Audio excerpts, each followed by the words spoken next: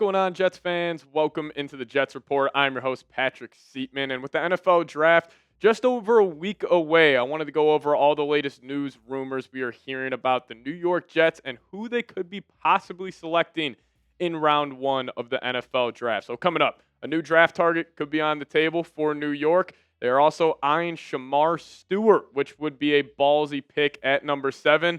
And then could they be looking to trade down? I'll give you guys my thoughts on all of these stories here in just a second. But I'm curious. Sound off in the comment section for me here real quick.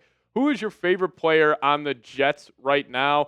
For me personally, I got to go Quinnen Williams. I think he's the best player on this team, and he's also probably got one of the best personalities on this team. My favorite clip of Quinnen was when he was having a pre-draft interview and he sneezed during the interview and he goes, "Bless you," and then he thanked himself. I thought that was hilarious. So my favorite player, Quinnen Williams. You guys let me know your thoughts down below in the comment section.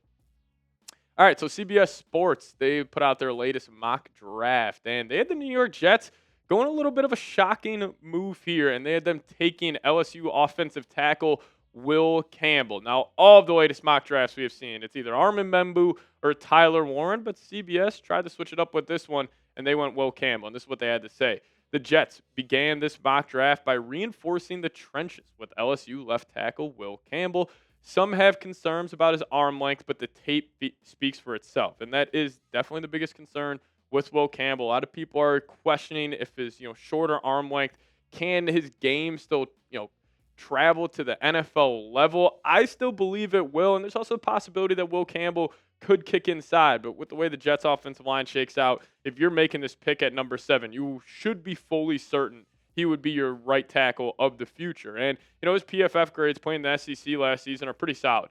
72.2 overall grade, 80.9 pass block, 69.7 in the run blocking department, 2 sacks allowed in the year, and he also had 9 penalties. Now, listen, I like the pick of Will Campbell.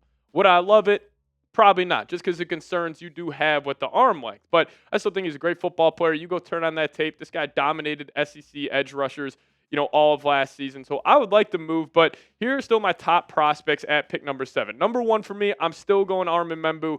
I think, yes, he would be, a ballsier pick for the New York Jets, but I think he is the number 1 offensive tackle prospect this year. You would pair him up with Olufashanu, sign me up for that. But then number 2, still going Tyler Warren. I think he's the best weapon in this year's draft class, even over a guy like Ashton Genty, Tet McMillan.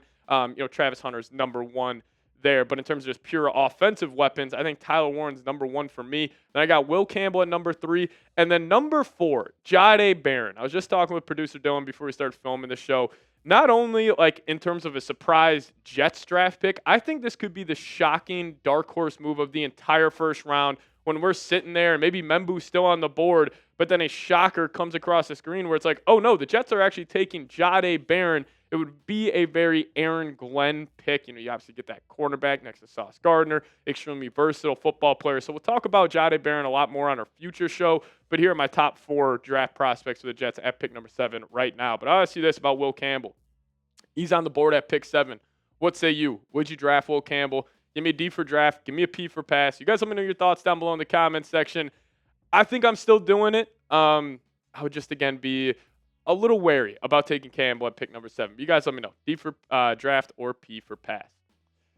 Now, another shocking little report that came out from Rich Cimini is he says Shemar Stewart is actually a name to watch at pick number 7. So, quick background on Shemar Stewart. Guy's a freak athlete. One of the freakiest athletes in this year's draft class. Now, the biggest concern with him is that the production didn't meet the freaky athletic nature that he has. So there are a lot of red flags there, but this is what Cimini specifically had to say in terms of top draft targets. Number 5, a name to watch. The Jets are keeping close tabs on edge rusher Shemar Stewart out of Texas A&M. They met at his pro day and have stayed in touch. Glenn, of course, is a former Texas A&M star. ESPN draft analyst Field Yates called Stewart a fascinating prospect, the most interesting player in the draft. Now, I actually agree with Field Yates there. This guy's upside is ridiculous. But in terms of the Jets, this would be a very, very aggressive pick for Darren Mougey. And I'm not saying Darren Mougey is going to care about what, guys like me or these other Jets YouTubers or NFL draft analysts are going to have to say if they did take Shemar Stewart. But this would be a pick where we would all be kind of looking at it being like, yo, this better work out. He better be a stud because if you're taking the number 7 overall pick on a guy like Shemar Stewart, who has not had a ton of production, you better hope he is a blue chip player in the NFL. And this is also what Samini had to say on Shemar Stewart, saying Stewart, 6'5", 267 pounds, blew up the combine by running the 40-yard dash in 4.59 seconds and notching a 40-inch vertical leap. His testing was off the charts, but registered only 4.5 career sacks at A&M. Despite the modest production, Stewart is projected a first rounder because of his physical skills. It would be a stunner if the Jets took him at number 7, but maybe he will be an option in a trade down scenario. Now, in a trade down scenario, Shemar Stewart is definitely a lot more, enticing to me at that spot because maybe it's a team like the Colts trying to trade up for Shador, or the Saints want to just flop picks with you, 9 and 7. You get an extra 4th round pick, very similar to how the Jets handled the Vikings situation last season. But Shemar Stewart at pick number 7, I'll be a little wary on it because the production, 4.5 sacks in 3 career years at Texas A&M is nothing to write home about. Now, he does get home to the quarterback in terms of the pressures department, having 79 pressures in 37 career games played, but it's kind of the old saying, or it's kind of just a, saying of like, who the hell cares about pressures? I care about sacks. That one's coming in from John Gruden. Love when he said that. But, it's true. Like, if you can get home to the quarterback, but you can't bring him down, that's definitely a concern there. So, interesting decision here. Interesting topic of conversation. But let's just say he is the pick at number 7, and that's the stunner. Grade the pick for me. A, B, C, D, or F. How are you guys feeling if Shemar Stewart is the draft pick for the Jets at number 7?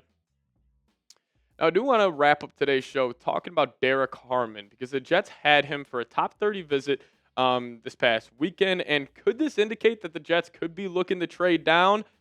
Possibly, but also I think this could be meaning that they could be looking to trade up out of their 2nd round pick. But in the trade down scenario, this would be the Jets. Maybe they fall all the way back to 15 to that 25 range, and they love Derrick Harmon. They're like, all right, we can just get him, in the mid to late 1st round, get some extra draft capital. So that makes sense. But Derrick Harmon was at the Jets facility this past week. He posted this on his Instagram story. Quickly on Derrick Harmon here, I think him and Quinnen Williams next to each other would be an absolute issue.